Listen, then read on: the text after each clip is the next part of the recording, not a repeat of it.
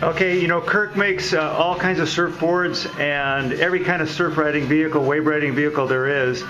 And he is totally full on, like he said, into SUP, but he's into it not only as a practitioner, but a builder as well. And what he does, one of the things I really like about working with Kirk is that he builds board after board after board, surfs it, figures it all out, and then builds another one and keeps trying to make them better and keeps trying to refine them. So this iteration here, now Kirk is a pretty big guy. You go, what, 6'2"? 6'3", 210. 6'3", 210. Now that'll displace a lot of volume. And I just give that for background as he tells you about. This is the next board that he's making for himself. And go ahead and tell us a little bit about this one.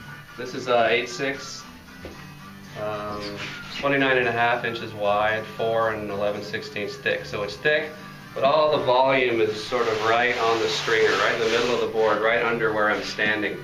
So I really took a lot of foam off the rail. These rails are really pinchy for an SUP.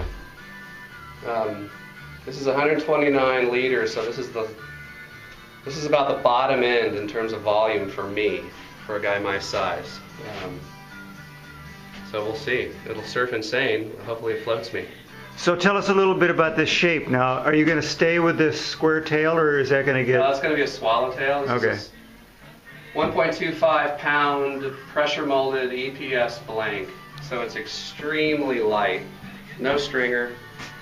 So we can glass them fairly what you would call heavy in terms of the glassing schedule, and they'll still be very light and very flexible. Tell us a little bit about that glassing schedule that I have heard so much about. With the stringerless, I'm doing two 6-ounce layers on the bottom, 2 6-ounce layers on the deck, with a patch centered right under where the rider will stand. So that gives you 3 layers on the deck where you're standing, and 2 layers everywhere else, which seems to be plenty. So those rails then are going to be what? They're like end up being quadruple wrapped?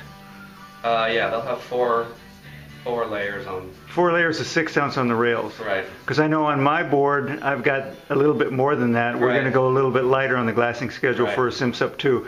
But I know those rails are absolutely and completely bomb-proof. You could put a hand grenade, tape a hand grenade on them, and it wouldn't. They're pretty amazing. So, okay, stringerless. I was going to ask something else. Stringerless, and so what do you think this will weigh out at? Totally weigh out at? I'm hoping it's under 18 pounds. Right, and that'll be pretty light. Yeah. So we did have a discussion about weight and SUP. So your thoughts are that sometimes it might be a little bit better to have just a little bit more weight than less weight, and when it's too light isn't good? I'm a guy who prefers more weight. I like the board to have some inherent drive, and that's what more weight gives you. And we surf a lot of down the line waves here in Santa Cruz, so I like that glidey feel that heavier boards allow. If I was a beach break guy or a guy on the North Shore, I'd want to keep them probably a lot lighter. Yeah. Because you're surfing more in the pocket, and so yeah, I think weight is good. I have no problem with weight.